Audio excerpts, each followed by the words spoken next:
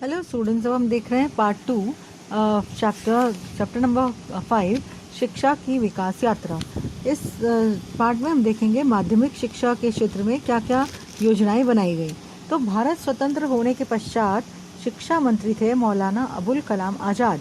उन्होंने शिक्षा क्षेत्र में टोटल चेंज लाने का निश्चय किया, मतलब आमूलाग्र परिवर्तन लाने का निश्चय किया। इसके लिए विश्वविद्यालय शिक्षा आयोग का गठन किया गया था। इस आयोग ने माध्यमिक शिक्षा के संदर्भ में एक स्वतंत्र आयोग गठित किए जाने की सिफारिश की कि माध्यमिक शिक्षा के बारे में, उसके क्षेत्र में जो भी हमको चेंजेस लाने हैं उसके लिए एक अलग आयोग होना चाहिए। तो उसके अनुसार वर्ष 1952-53 में मुदलियार आयोग का गठन किया गया। उस समय भारत में शिक्षा का प्रतिरूप जो पैटर्न था वो था 11th प्लस स्नातक के 4 वर्ष अथवा 11th + 1 + 3 ऐसा था। आयोग का कार्य क्या था? अभी जो मुदलियार आयोग था उसका कार्य क्या था? आयोग ने माध्यमिक शिक्षा पाठ्यक्रम, अध्यापन पद्धतियाँ आदि का अध्ययन कर अपनी सिफारिशें प्रस्तुत की कि माध्यमिक शिक्षा में क्या क्या सब्जेक्ट्स होने चाहिए, उनका करिकुलम कैसा होना चाहिए और टीचिंग के जो मेथड्स हैं वो कैसे होने चाहिए, इसके बारे में अपनी रिकमेंडेशंस दी। इस आयोग ने उच्च माध्यमिक कक्षाओं की संकल्पना रखी थी, परंतु उस संकल्पना को संपूर्ण देश में कार्यान्वित करना बहुत कठिन हो रहा था। अब हम ये भी देखेंगे कि महाराष्ट्र राज्य माध्यमिक और उच्च माध्यमिक शिक्षण मंडल की स्थापना कब हुई। तो इस संस्था की स्थापना 1 जनवरी 1966 को पुणे में की गई। इस मंडल द्वारा 10वीं और 12वीं की कक्षाओं की शालांत परीक्षाएं ने बोर्ड एग्जाम्स दिए जाते हैं। इस मंडल के द्वारा मंडल बोर्ड की ओर से शिक्षण संक्रमण पत्रिका का प्रकाशन भी किया जाता है। अब मुदलियार आयोग के बाद एक और आयोग का गठन हुआ, उसका नाम था कोठारी आयोग। वर्ष 1964 में डॉक्टर D.S. कोठारी की अध्यक्षता में एक और आयोग का गठन किया गया। इस आयोग के कामकाज में J.P. नाइक का उल्लेखनीय योगदान रहा। इस आयोग ने माध्यमिक, उच्च माध्यमिक और विश्वविद्यालयीन स्तर पर 10+2+3 प्रतिरूप की सिफारिश की, और यही जो पैटर्न है वो अभी तक चला आ रहा था।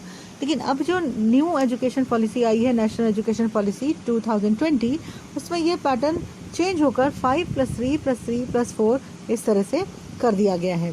तो ये जो पैटर्न था जो कोठारी आयोग ने जिसकी सिफारिश की थी वो था 10+2+3। तो यह पैटर्न वर्ष 1972 से कार्यान्वित हुआ। कोठारी आयोग ने शिक्षा की एक ही राष्ट्रीय प्रणाली हो, शिक्षा में मातृभाषा का बहुत ज़्यादा महत्व हो, हिंदी और अंग्रेजी भाषाओं का समावेश हो, शिक्षा को समाज के निचले से निचले स्तर तक ले जाने के लिए निरंतर शिक्षा, कंटिन्यूअस एजुकेशन का जो कंसेप्ट है वो उन्होंने दिया। ग्रास रूट तक पहुंचना चाहिए एजुकेशन, ऐसा उनका विचार था।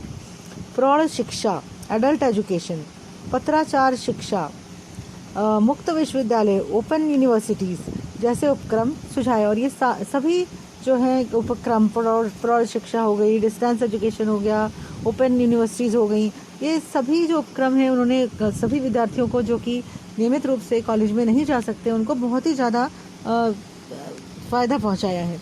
अनुसूचित जातियों और जनजातियों जैसे उपेक्षित वर्गों को प्राथमिकता देना, सरकारी बजट में शैक्षिक व्यय को बढ़ाना, ये सभी सिफारिशें थी कोठारी आयोग की।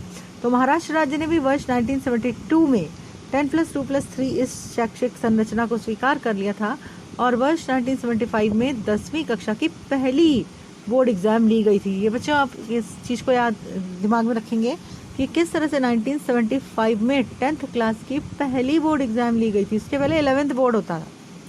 अब कोठारी आयोग द्वारा सुझाए गए कुछ शिक्षा के उद्देश्य हम देखेंगे। इनको हम बहुत विस्तार में हम आने वाली वीडियोज़ में देखेंगे। यहाँ मैं सिर्फ आपको बता रही हूँ कि कोठारी आयोग ने जो सुझाव दिए थे उसके अनुसार शिक्षा के उद्देश्य कौन से होने चाहिए।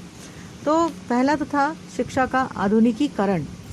जिस तरह से वेस्टर्न यूनिवर्सिटीज़ में एजुकेशन हो रहा था उसी तरह से हमारे देश का एजुकेशन भी बहुत अपग्रेड हो जाए, इसीलिए उसका एक उद्देश्य था शिक्षा का आधुनिकीकरण हो, यानी मॉडर्नाइजेशन ऑफ एजुकेशन।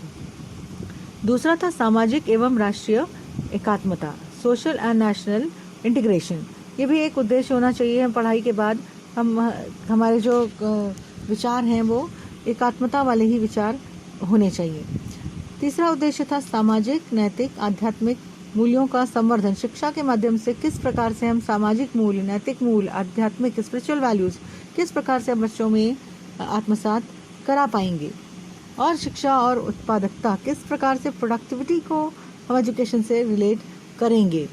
और एक और उद्देश्य इसका था लोकतंत्र का संरक्षण और संवर्धन। ये बहुत ही महत्वपूर्ण उद्देश्य था इस शिक्षा का कि किस प्रकार से लोकतंत्र का और बढ़ाएंगे, लोकतंत्र को और ज़्यादा सफल बनाएंगे शिक्षा के माध्यम से। तो इसके बारे में डिटेल में हम आने वाले वीडियोस में देखेंगे। Thank you.